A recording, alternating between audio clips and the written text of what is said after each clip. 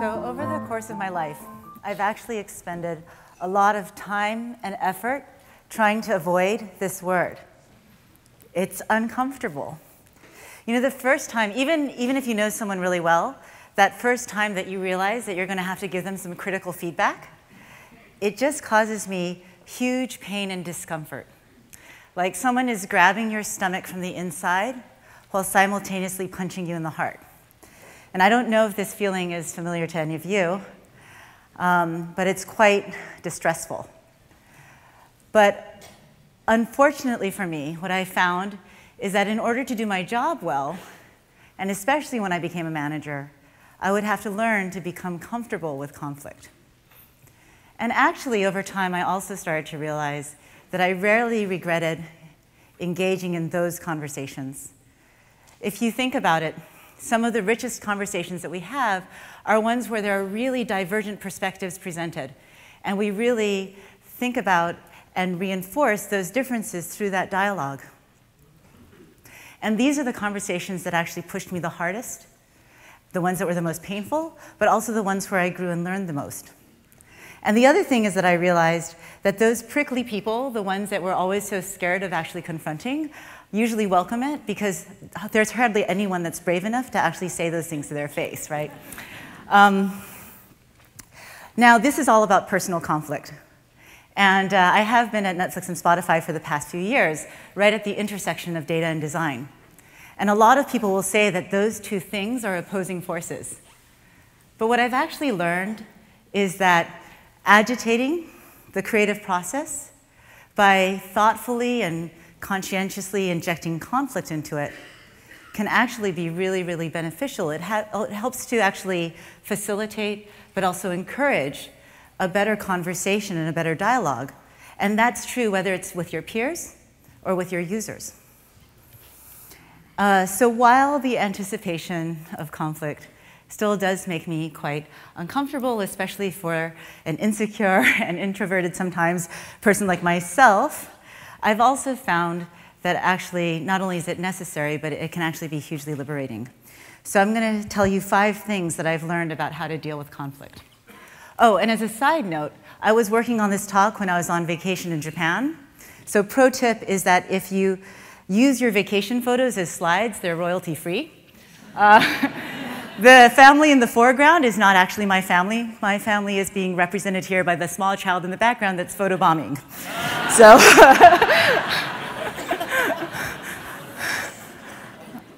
okay.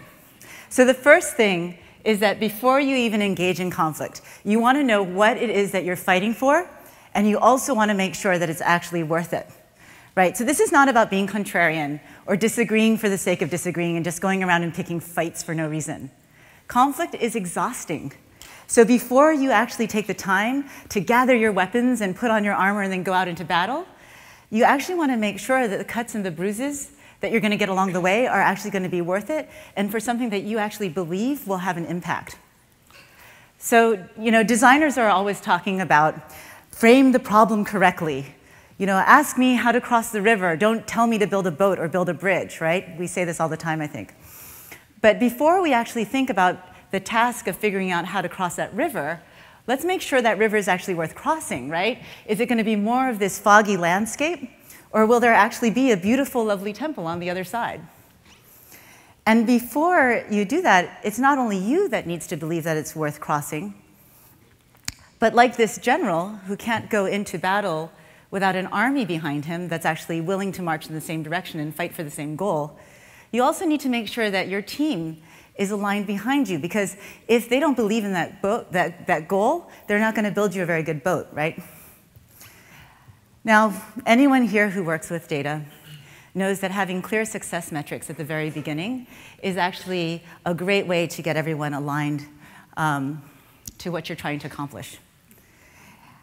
Metrics actually help you to measure both the effort, you know, how hard was it to get across the river, how far did we actually get? But thinking about metrics before you actually embark on that quest means that you can gauge your potential impact to see if it's actually going to be worth it. Is that goal big enough? Will your efforts be actually worth what you're trying to do? Metrics, I know, sounds like cold numbers. abstracted from the real humans and users that we care about. But I've found that by tying those metrics back to real human behavior and articulating them in terms of what people do, it can really help. So Spotify is a streaming music service, and like many internet companies, one of the things that we care a lot about is engagement. DAU over MAU, daily active users divided by monthly active users. And what this is really measuring is engagement, right? How many times people are coming back to the service over the course of a month, and how sticky your product is. But thinking about designing to increase DAU over MAU feels kind of abstract, right? So one of the first things that I actually did when I got to Spotify was to partner up with my friends in the analytics team. And we started to think about how we could redefine those metrics back to what we wanted our users to actually do. And what we wanted them to do was to actually play music. I mean, if they're coming back to our site over and over again, but they're not actually playing music, then I don't know that we can call that successful. So rather than talk about whether or not a feature was going to lift DAU over MAU, we can actually start to talk about whether or not a feature was going to get people to play more music. So doing that actually made metrics more accessible to the entire team, and also easier to sort of emotionally understand whether or not what you were going to do was going to have impact. And having that clear vision at the beginning of the process actually really did help to sustain us through those conflicts, right? So I think that that's actually something that's very helpful. Now, once you actually believe that you have a fight that's worth fighting for, you need to make sure that you're actually expressing your point of view well. And I know that I always feel better walking into a conflict if I'm prepared. So how many of you here have done debate in high school or middle school? There's like some nerds like me that did that.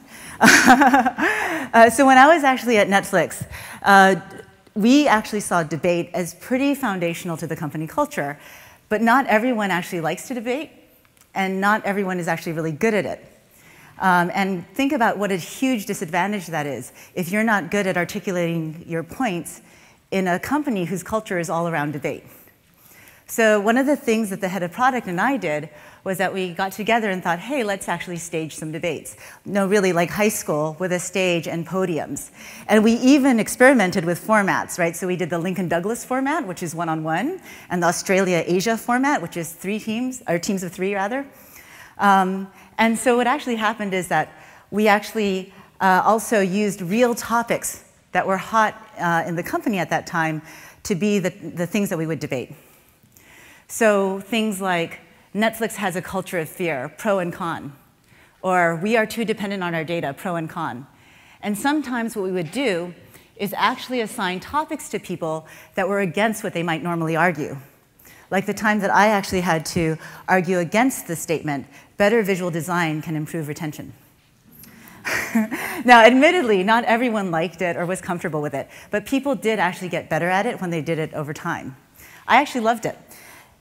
The reasons why is that what we were creating by having this staged debate is to have a safe environment where people were just, practicing and performing. It's kind of like this staged fight, right? And in the spirit of actually trying to win at all costs, I found that people were even more brave. To build their case, they would say some of the things that people were thinking in their heads but weren't willing to say publicly, or maybe the things that you heard whispered in the halls. So that was actually very liberating.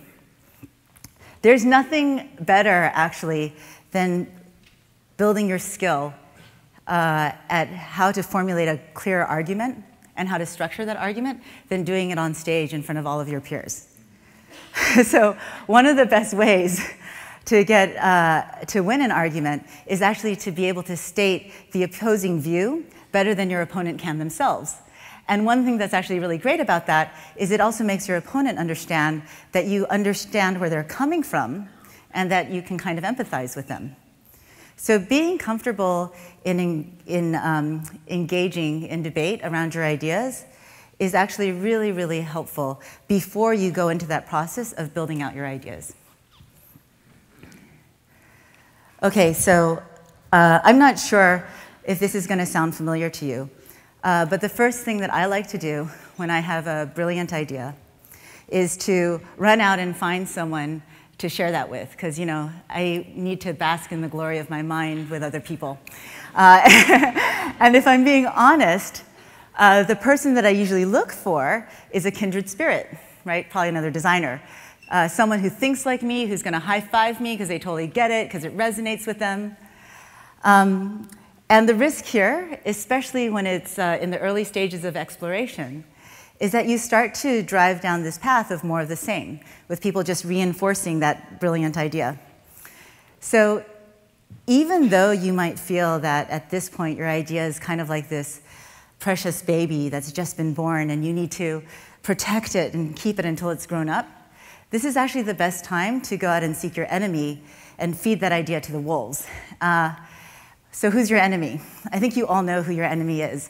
There's someone at work that you're constantly butting heads with because you disagree on every single point, right? At least I have that person. I know who that is. Won't say it here.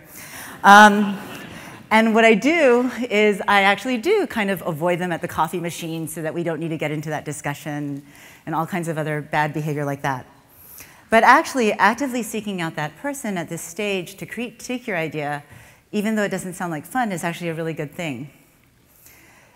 One, you're getting feedback on that idea from the person who you perceive to be the most, vicious opponent to it before the stakes get too high.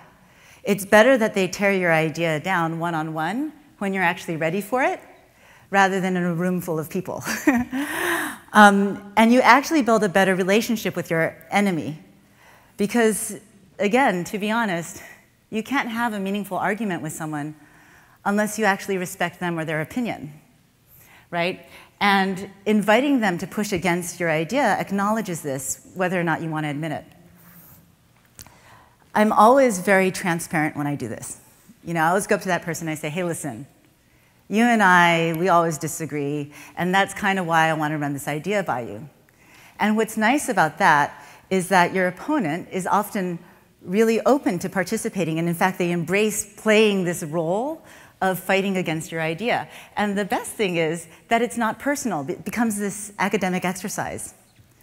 So seeking conflict at this early stage from people who think really, really differently from you and often disagree with you can actually help to push those ideas further. And it also makes you less attached and less precious about these babies so that you can actually be more open to exploring. Now, at some point, you need to find a way to resolve your conflicts, right? And there's usually many effective ways to do this. You can discuss and then reach consensus. You can maybe find someone that you're assigning to just make the decision. But in product development, you can often turn to your users. We can say, hey, we're not going to make this decision internally. We're going to make a couple of different versions of our product and put it out to the public. And we're going to let the data tell us which is the one that performs the best. And I know that saying that you're leaving it up to numbers and data to make a decision can sometimes feel very, disempowering. You're taking your voice out of that decision-making process. But what I like to recognize is that behind each point of data is a person, and that this data helps us have a conversation with our users about what they're doing in our application and what's working for them or what's not working for them.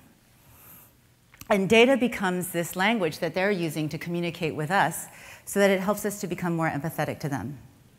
Now, with any person, you can have a boring and uninteresting conversation, or you can have a very meaningful conversation. And this is actually the same thing when you're having that conversation with millions of people through data. You actually want to start to design experiences then that elicit a strong and clear response. So conflict can be helpful here as well. And if we think back to having those rich conversations that I mentioned earlier, presenting your users with as many feasible and differentiated solutions as possible, with differences that they can actually recognize, not differences that you recognize. You're like, these are so different. Actually does help them to articulate what's important to them. So if you were to have a conversation with your users about whether they choose the strawberry on the left or the strawberry on the right, that's probably not that interesting a conversation because the conflict between these two choices isn't very strong. Even though the one on the left actually costs $5, and the one on the right costs $3, and they're individually wrapped because Japanese people are crazy about their fruits. But actually, think about designing a conversation with your users about whether they choose an apple or an orange or a strawberry, and that's probably a little bit more interesting. Because when the differences between those choices are more pronounced, it's easier for them to have a stronger opinion about which side they would pick. So as a designer, it's actually within your power to choose whether you're going to design that conversation to be about strawberries versus strawberries, or strawberries, apples, and oranges. And if you think about it, which conversation do you think you'll learn more from? So reaching a conclusion, especially when you're using data to resolve that conflict, is generally more motivated by learning than it is about winning. So when you go to the temples in Japan, you can actually get your fortune told. And if you get a bad fortune, you can tie it to these strings, and that's supposed to make it go away. When I did this 2 weeks ago, I think I got the second worst fortune from the bottom. It's like, none of your dreams will come true. Watch out for your health. It's great. So of course I tied it to one of these strings, you know, even though I'm not superstitious, right? But just like I tied my fortune to that string, you know, I am actually still looking for ways to avoid conflict, but only to be smart about it. So you're going to have to indulge me for a second in this little story. I used to play Japanese drums, taiko drums. And my teacher, or my sensei, was this super old school Japanese guy. He was really, really strict and very disciplined and actually very scary. And there's this one time where I was playing this thing, and I kept making the same mistake over and over again. And then he'd call me on it, and then I'd play again, and I'd make the same mistake again. And then finally he came up to me and he said, "Hey, so you go for a walk in the woods, and you walk, walk, walk, walk, walk. And then bam, you hit your head against a tree. The next day, you go for a walk in the woods, same walk, and you walk, walk, walk, walk, walk, and bam, you hit your head against a tree. In Japan, we call this stupid. Do you call it something different in America?" And yes, of course, this is stupid in America too. If you're going for a walk every day down the same path, then you should be paying attention to the things that are around you so that you don't walk into that tree again. And for some reason, this metaphor really resonated so much with me.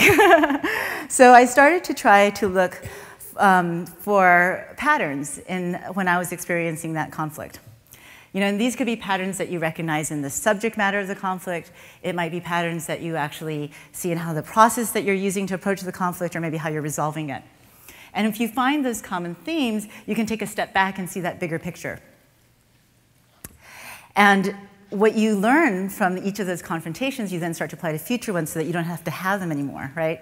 So the design team at Spotify is actually relatively new. And as we were establishing ourselves, we would find that we'd have to build a case and argue for things that we really thought were important to design. And one of these things was really taking the time to fix design quality before launch. But actually, when we'd say this, what the organization would hear was, "Oh, you want to take a lot more time and polish every little thing, and you actually want to slow down shipping by 3 months." And actually, of course, no, we didn't want to slow down shipping by 3 months. But what we realized is that we could actually just start submitting design bugs into the system, and then no one complained, right? And what we learned was that instead of standing on this soapbox and just preaching about design quality over and over again, we should start to embrace the system and the languages that were already being used by our tech teams to refer to how we talk about design. You know, so we started to talk about experiences that had really poor usability as UX crashes, things like this. So again, resolving conflict here was a lot more about learning than it was about winning. So the biggest thing that I've learned about dealing with conflict is that it's fundamentally about the mindset. Explicitly embracing conflict actually allowed me to take control of it. And then practicing engaging in that conflict made it palatable. So honestly, conflict is still super scary to me. It's still uncomfortable. But what I have learned is that it's one of the most effective tools at pushing forward that creative process. Thank you.